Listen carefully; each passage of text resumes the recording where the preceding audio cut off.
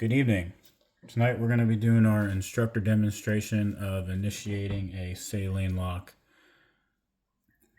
In class we spoke about proper techniques, went over the didactic portion of the lecture, looking for complications such as phlebitis. So tonight we're going to be doing our instructor demonstration of the skill, and then you all will practice that skill. So the majority of my teaching experience has been in the military.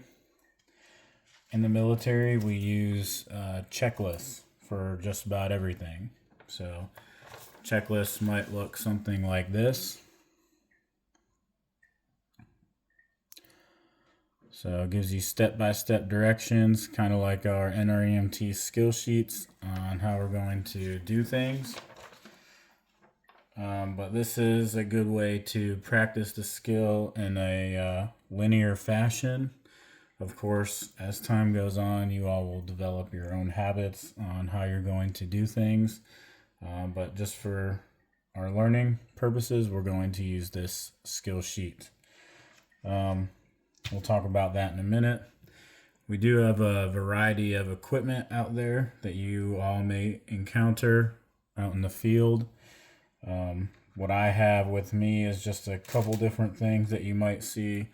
Majority of my stuff is military equipment. For example, we have these archaic needle port saline locks versus the Luer locks.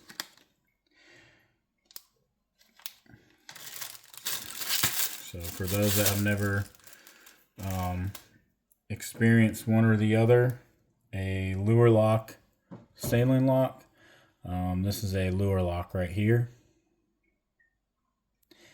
And it just twists onto the saline lock versus our needle port saline lock that we have here, where to flush this you have to stick a needle inside your port. It's kind of archaic, but this is what we're still issued in the military.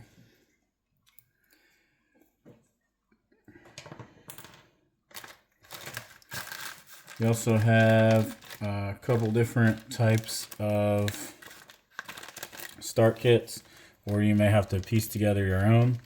So this is just one start kit option we have here.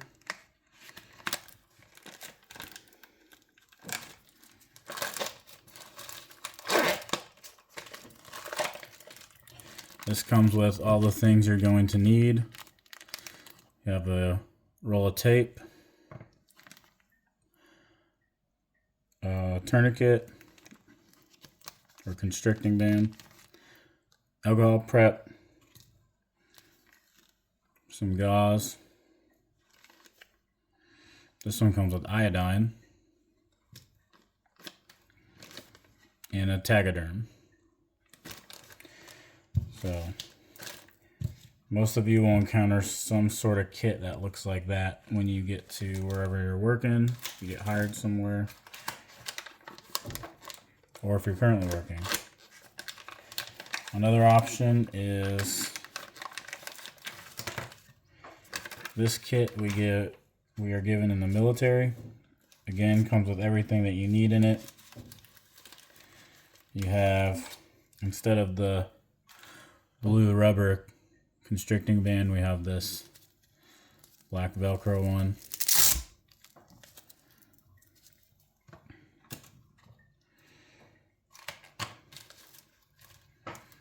We have our IV catheter. The needle will need to get into that port. This is another needle port saline lock. Just looks a little different.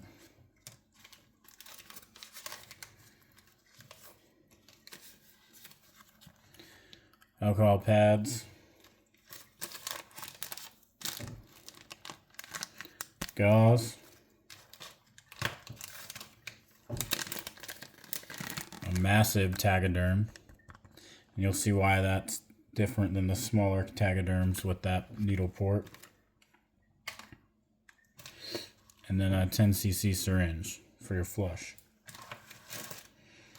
So again, and sometimes, depending on where you're working, what type of environment, you may have to take an IV bag and make your own flush instead of having the nice pre-filleds. Of course, most places have these pre-filleds.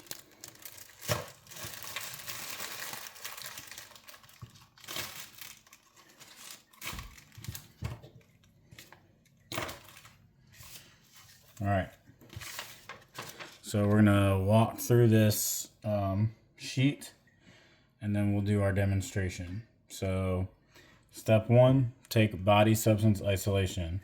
Obviously we do that with everything. BSI. Inspect, gather, and prepare equipment. So I need a start kit,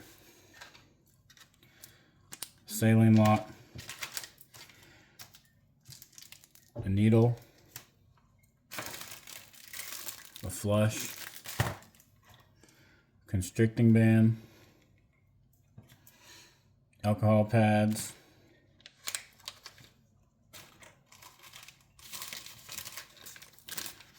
gauze, and for these needle ports you actually need a second IV catheter if you're going to initiate an IV bolus or a line. For right now we can stick with the one. Alright, so we're going to prepare our equipment. So when I'm starting my IVs, I like to do everything the same way every time. Even if it's a crazy trauma call, typically I'm still trying to maintain a systematic approach for starting my IVs. So I usually start with my tape and stick a piece to my glove. And then we can just set that tape aside, dangle it somewhere in case we need more of it. And set aside my alcohol pads and my gauze.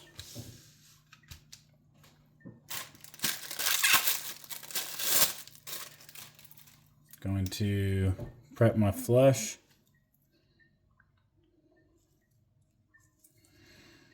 So if we have a Luer lock, saline lock, I'm just screwing this on there and running fluids through that saline lock as my prep. For this needle port, I'm getting my needle prepped on there.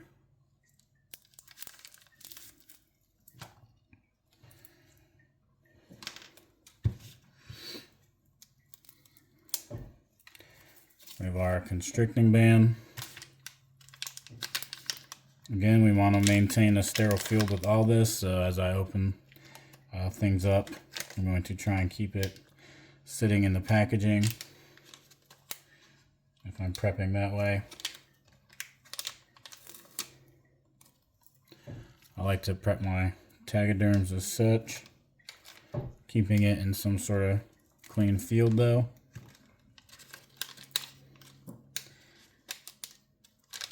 And my IV catheter. Alright, step 3, apply your constricting band. So, little IV arm guy.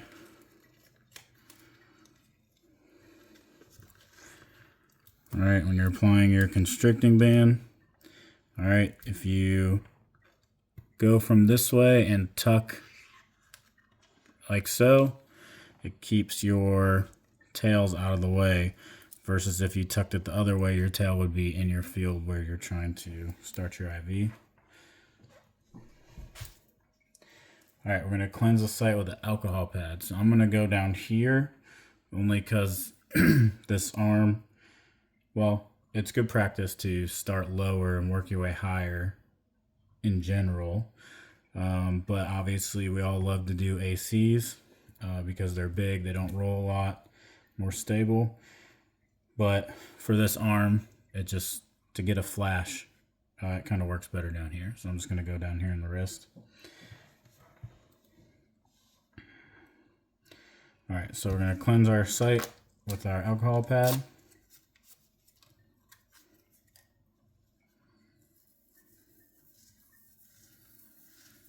All right. I also like to do the one finger trick. Just cleanse that as well in case I need to palpate. It's technically not the best practice as far as aseptic goes, but sometimes when these veins are not easily visible or felt, you have to repalpate.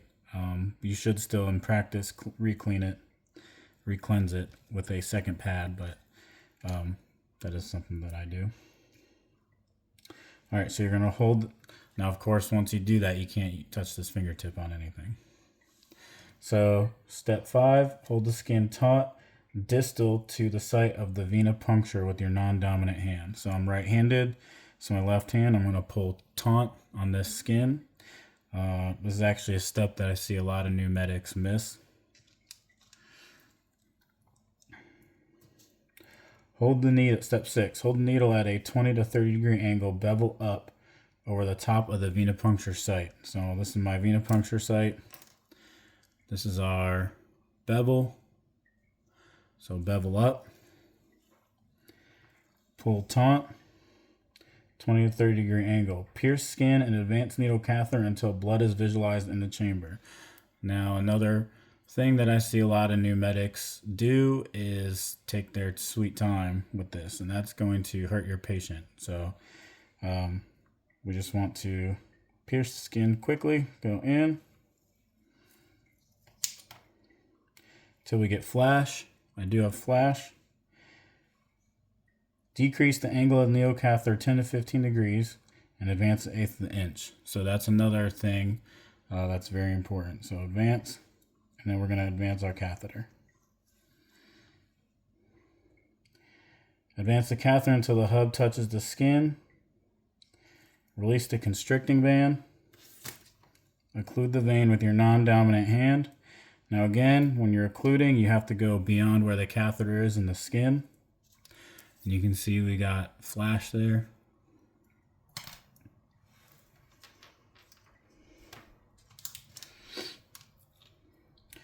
Remove the needle and place in the sharps container. Connect the saline lock and place 1 inch of tape. So here's my saline lock in place. And I'm just going to tape this down like so. Clean the saline lock. So we need another alcohol pad. Looking for alcohol pads.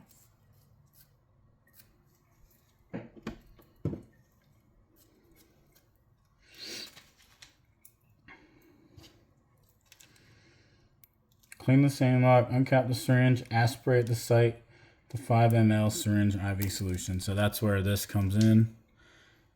This needle one, again, if you have a lure lock, this can just screw on there and you don't have to use this needle.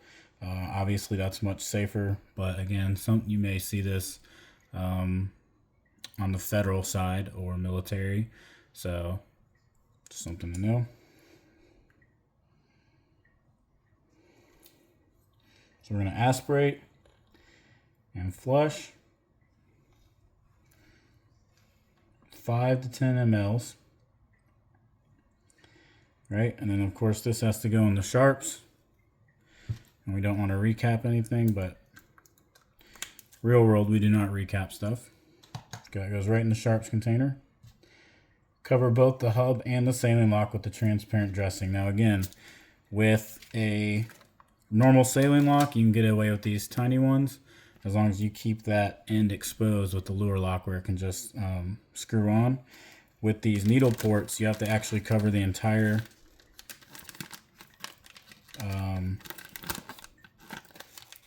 saline lock.